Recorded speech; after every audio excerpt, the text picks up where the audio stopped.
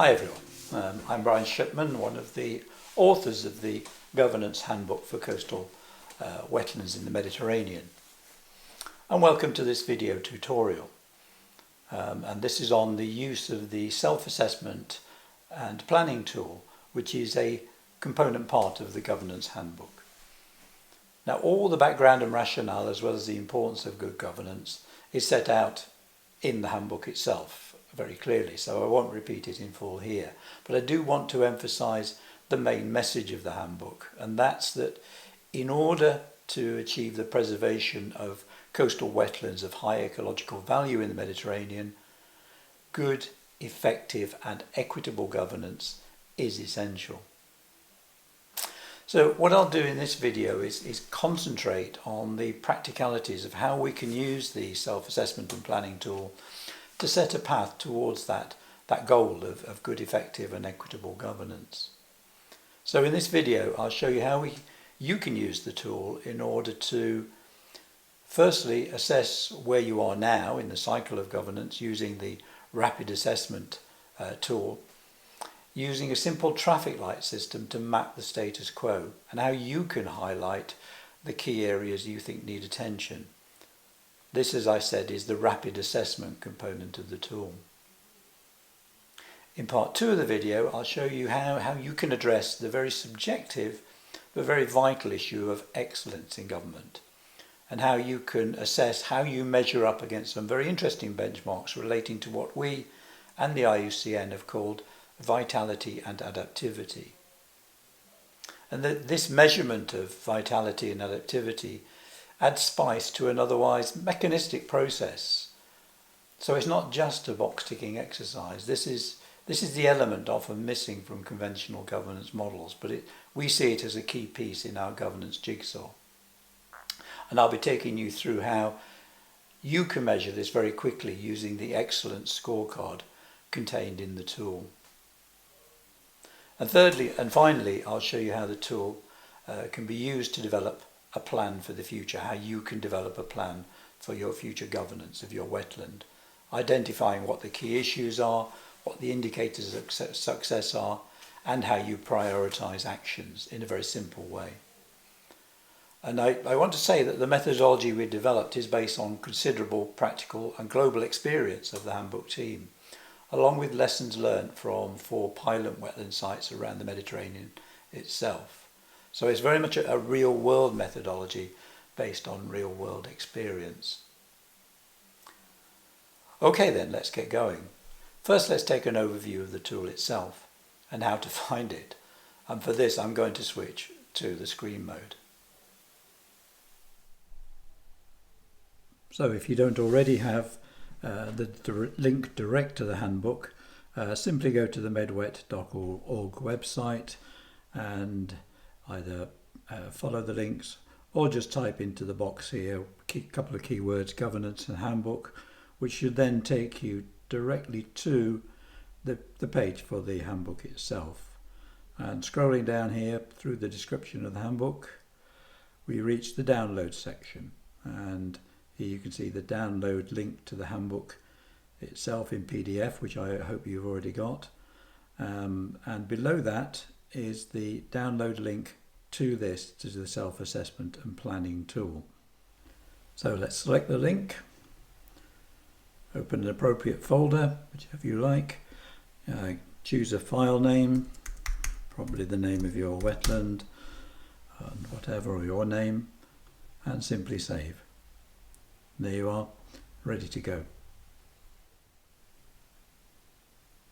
So I'll now take you on a quick tour of the tool itself. So to open it, we just double click on the file in the folder you saved it to, and it should open like this. And you should be greeted by this welcome page with the introduction, the title, etc. If not, if another page comes up, don't worry. Just go to the bottom here, looking along the list of tabs here on the far left, just click on welcome and this page will come up. This is just a simple title page, but it allows you in the white boxes provided to enter your details. So you can just type in the name of your wetland, your own name, etc., dates, and also a notes section. And there's an explanation of the colour coding.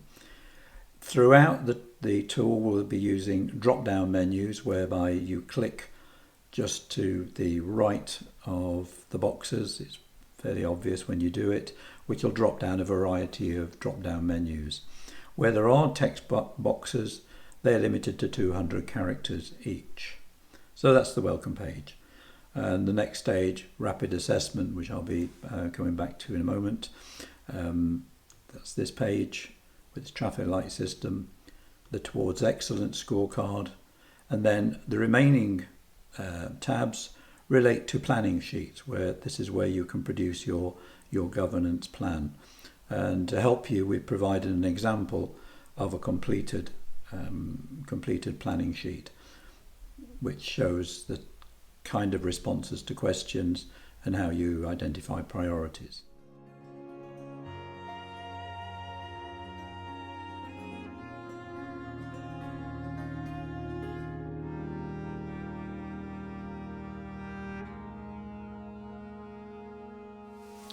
What I'm going to do now is to show you how to use the Rapid Assessment tool, a tool that's designed to quickly enable you to assess your status quo using that simple traffic light system that I mentioned earlier and identify the key areas of action for possible improvement.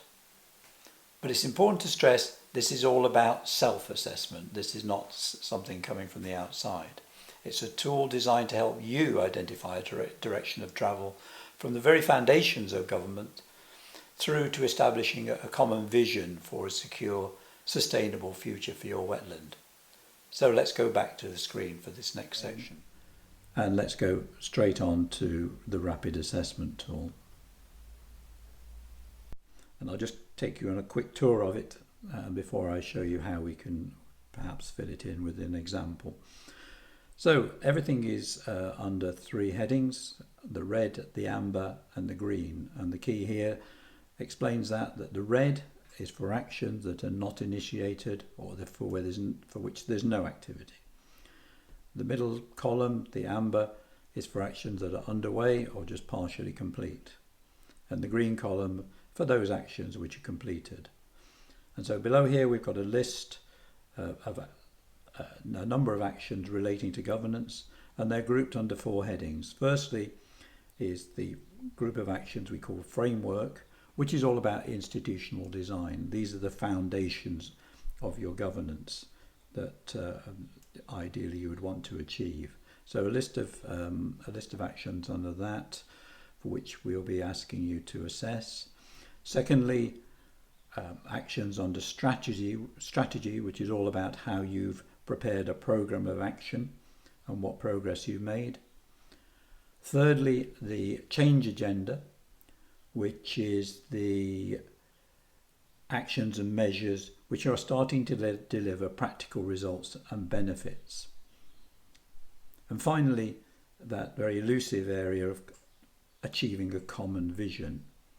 These are actions to achieve that elusive balance between the environmental objectives and goals of your wetland and the balance with the society in which it is sited and the community around.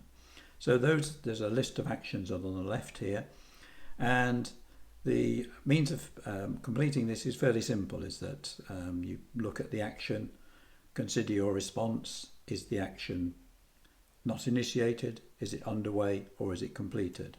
And for each of these you can choose one answer. So for example here, if I'm choosing not initiated, click on this here and then you'll see the drop down menu and click onto X. Again, then move on to the next one. It may be, just in this example, it may just be underway, click there. And on the third one, just for the sake of example, it may be completed. And as I was doing that, perhaps you noticed up here on the top, there's a little pie chart which keeps an idea of the progress and your progress in the completion of the assessment. And also, as you're working your way down, you'll see there's a running total leading to an overall score, again according to those three categories of action at the bottom, and it's self-totaling, so you don't have to worry about that. And so that's it. I'm going to very quickly use an example now.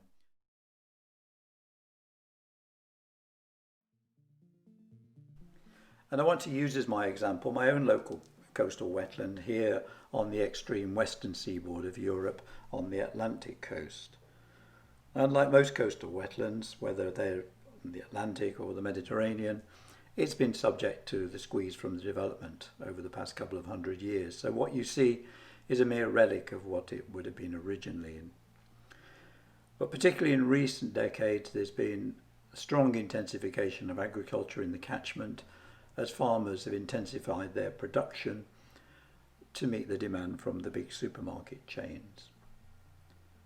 Critically, this area has been at the forefront of the development of mass tourism from the middle part of the 19th century, with the development of the direct line to London that you could see on the right-hand side of the screen. And so now we estimate that the beach and the surrounding attractions, including this castle, receive up to 500,000 visitors per year. Now, the wetland itself is managed to a high conservation standard by a national NGO. So I want to use this wetland as an example of how we use the rapid assessment tool to really assess the strengths and weaknesses of its governance. And obviously at this point I should say that these are my views and not the views of the NGO itself. I'm just purely using it as an example. And so we go back to the grid, and the first question under the framework category is, have major stakeholders been mapped and their interests and influence identified? Well, to my knowledge, that's a no. And so we can put a cross under the red column. The NGO tend to manage things on a regional basis and don't have individual governance structures for individual sites. So the question here, is a governance structure designed and established? Again, the answer is a no. So the key issues on which that governance structure would focus have not been selected. Neither has a governance body constitution or terms of reference agreed. So it's a string of no's under that category, which reflect the way the NGO operate as a centralised body. On the other hand here, core funding, well, the NGO have been expert in securing core funding from national, European and local bodies, as well as their own resources. So yes, in that area that's a green light. And do the users and the local community understand and support the goals of the site designation? Well, it's a Natura 2000 site, and any visitor to the site would be made aware of that straight away from information boards and from other publicity material. The local community have been made aware of the site's importance, and a lot of work has been done through local schools. So again, a green light in that area. And so we move down, and we're looking here at the active engagement of social actors upholding diversity and gender equity. I don't think there's been any specific work in that field, so perhaps a no in that area. Do institutions responsible for the site understand and support its objectives and collaborate in the delivery? Well, local authorities, yes, are involved.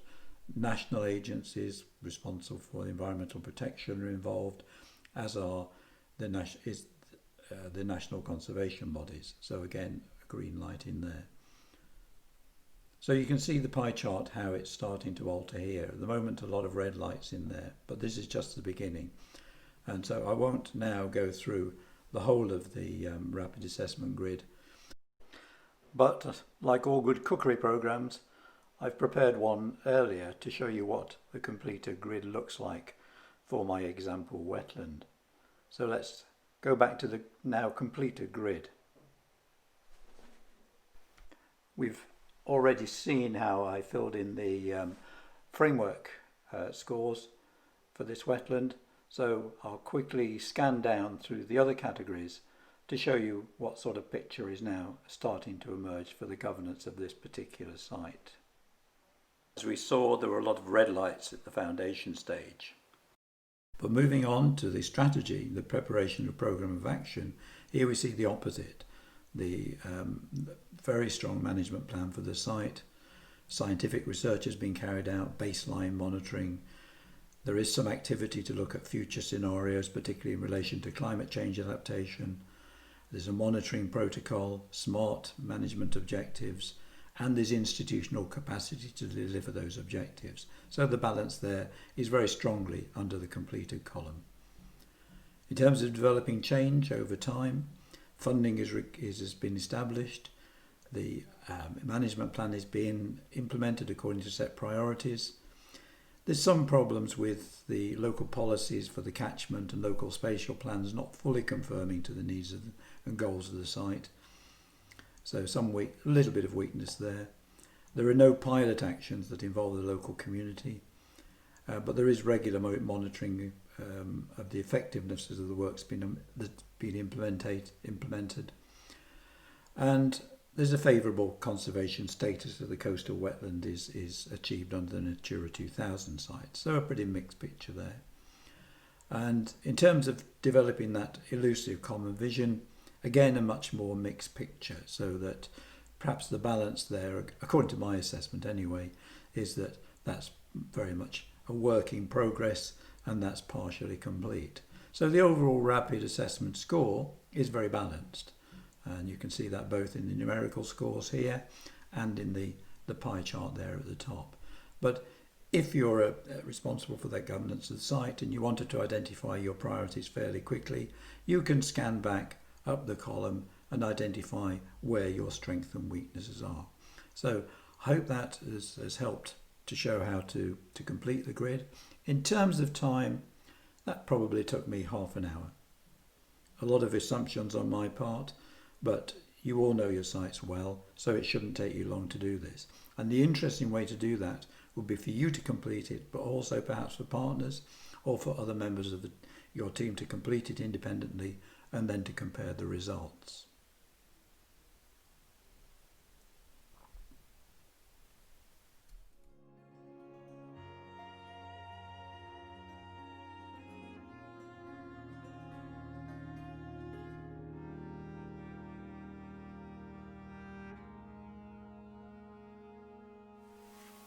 In this section, I want to look at how we measure vitality and adaptivity through the excellent scorecard component of the tool.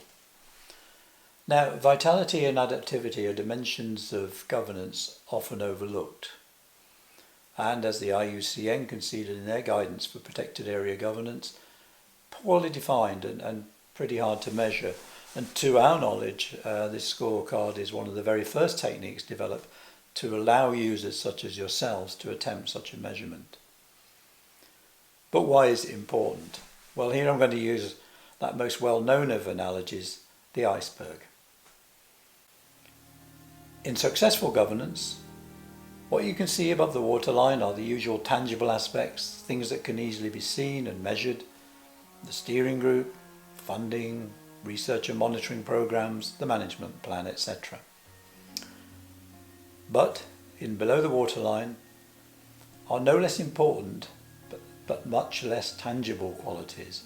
But without these hidden qualities, governance would merely be a bureaucratic exercise, a mechanistic process. And these intangibles include wisdom, they include empowerment, creativity, integration and representativity, and even liveliness. And these qualities share a common problem: the near impossibility of measuring them objectively. But we argue they can be measured subjectively as matters of opinion. And that's what we've done in this tool. We provided, probably for the first time, a way of scoring these intangibles and meeting that IUCN challenge, and see how they add up, or not, to support the tangible dimensions of those parts above our imaginary waterline, to build a dynamic and sustainable model of governance. So let's go back to our screen. So here we are, back on the self-assessment and planning tool. And we're going to go straight to the scorecard, which is here. And it's entitled here the Vitality and Adaptivity Scorecard, otherwise known as the Excellence Scorecard.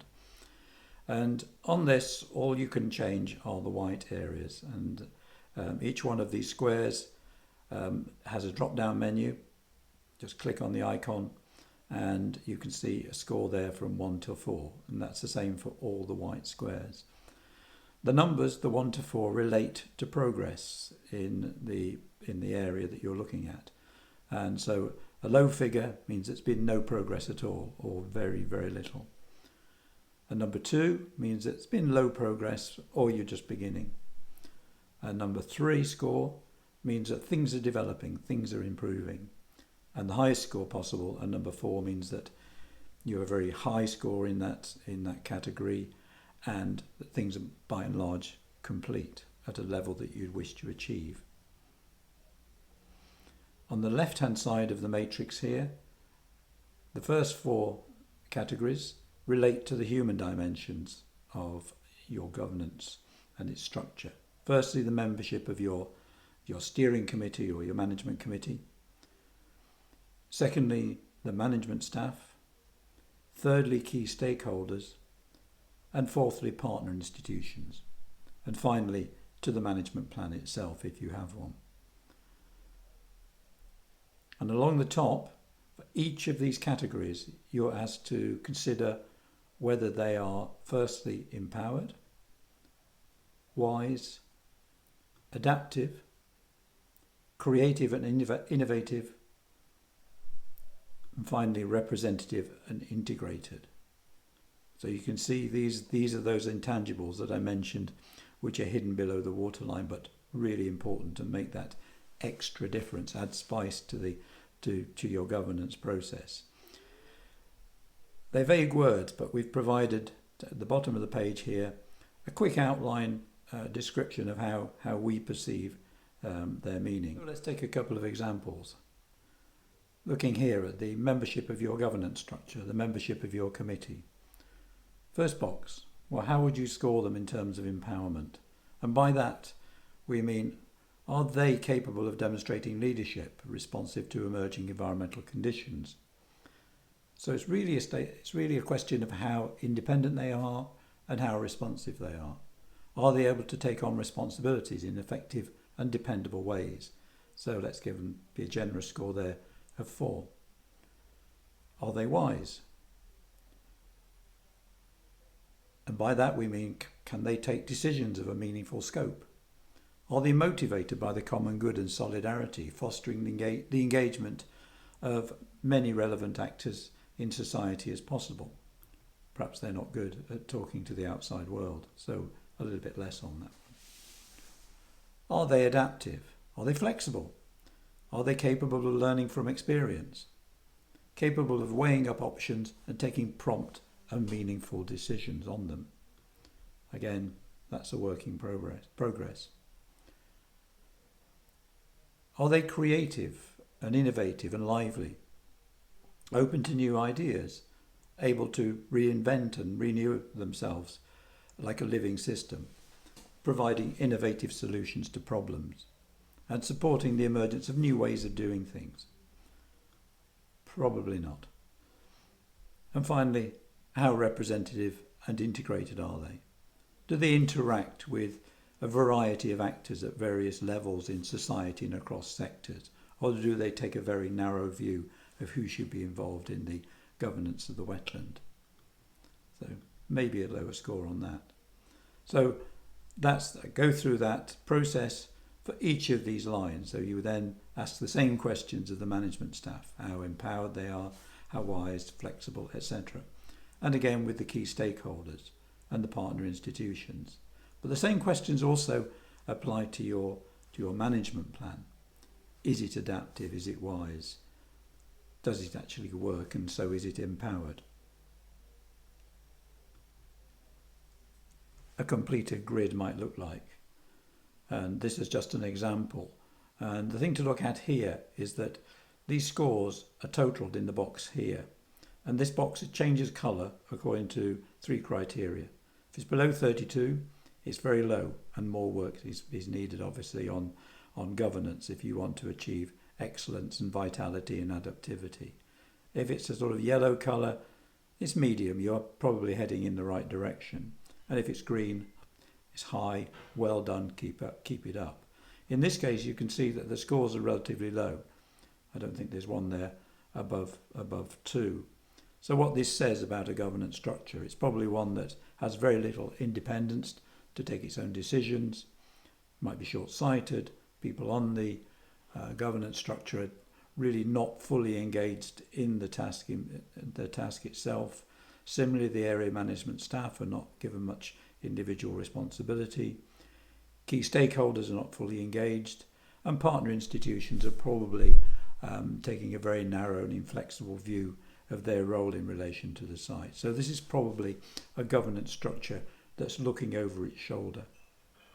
But on the other hand, if I can just switch to another one completed, here's a different scores. You can see much higher scores here with a total score of 64, which is in that high category. So it's well done, keep it up. But you're still able to see areas of strengths and weakness. So that the governance structure, doing very well. It's wise, it's empowered, it's going generally in the right direction, perhaps could be more representative and integrated, but broadly going in the right direction.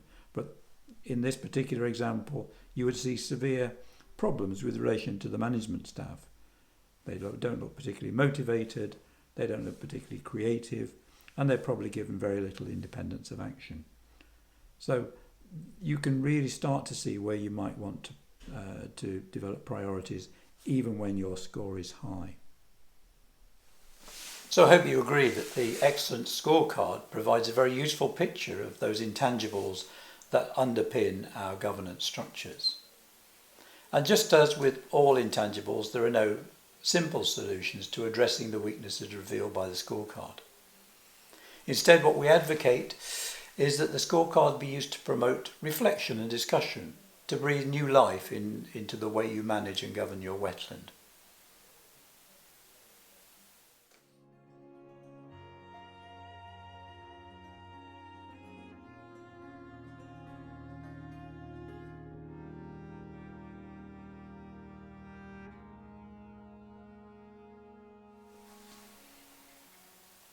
In this final section of the video, we turn to the planning section of the self-assessment and planning tool.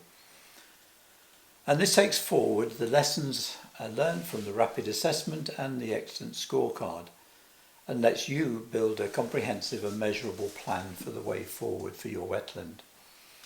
It's based on the 4 pillars of governance planning you will have already come across in the rapid assessment: the framework stage, developing the strategy, the change agenda, and the development of the common vision for a sustainable future.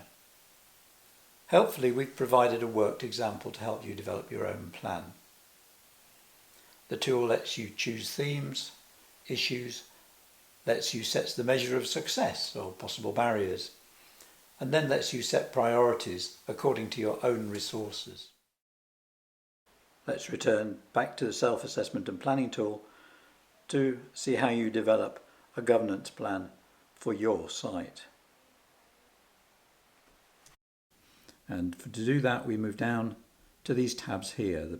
You'll see them laid out, the 4 planning stages: the planning framework, the planning strategy, planning change, planning common vision. And to help you with this, we've provided a worked example, which is here. And it sets out, according to those issues we've already discussed under the rapid assessment, it looks at the indicators of progress, the barriers to progress, actions and next steps, and the priority, all listed according to those issues that we talked about under the rapid assessment. So that's a worked example for you to use. So now I'm just going to look at how we develop just one of those issues through the indicators, the barriers, through to developing actions and priorities. And to do that, I'm going down to the planning framework sheet, switch over to that, and the one I've chosen is this one here, which is all about developing public support, where the objective is that users and the local community understand and support the goals of the site designation. And as you can see, we've already categorise that as being underway or partially complete according to the rapid assessment we did earlier.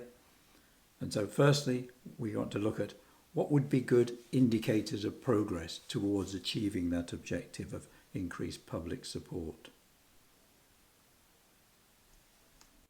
Our first indicator of progress to achieving that increased community understanding and support might be simply a measure of the reduced number of complaints that you receive from the public. Secondly, it might be a reduction in the amount of damaging activities, whether that's recreational activities, vandalism, or waste dumping, for example.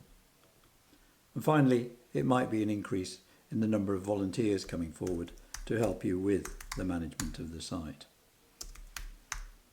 So an increase in voluntary action. So there's the three simple indicators of progress which you may be able to actually measure. Now we need to look at the barriers to progress. To improving public understanding and support are likely to include attitudes, traditional and long-held ones that perhaps don't reflect your objectives for the site. And secondly, and very typically, it might be the conflict of economic interest versus conservation. So conflict of interest.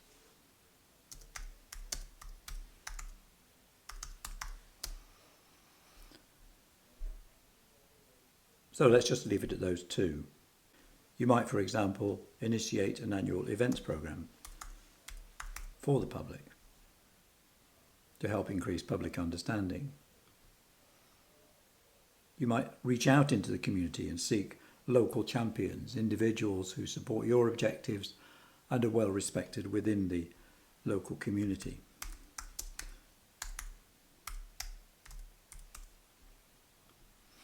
And thirdly, just a simple local information campaign.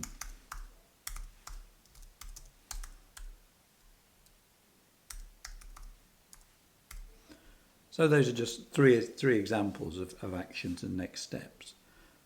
Move on to assigning priorities for those actions, and for this move into the final column and you'll see the boxes here of a drop-down menu, and you have a priorities between 1, 2 and 3. So a high priority, a medium priority, low priority. So for example in the events program, maybe it's a medium priority, something you'd like to do if you can. The local champions may be seen as quite a high priority, to really engage people from within that community to act as your champions. So let's put that as a number 1. And then similarly, an information campaign, getting information out to the public, again a number 1. So there you can see how you can very quickly allocate priorities for that particular objective.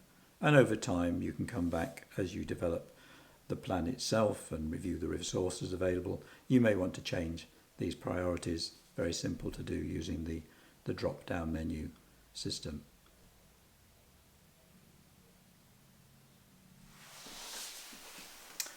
So that was a quick tour of the self-assessment and planning tool part of the governance handbook. We hope you found it useful. I want to leave you with one message, and that's to please remember this is not some kind of beauty contest between sites. This tool is very much your tool. It allows you to set your priorities according to local circumstances and local resources. And this technique is something that we want to develop in the future, and your feedback would be extremely useful. So please use the email links on the MedWet website with any observations or comments that you may have. Thank you for your attention.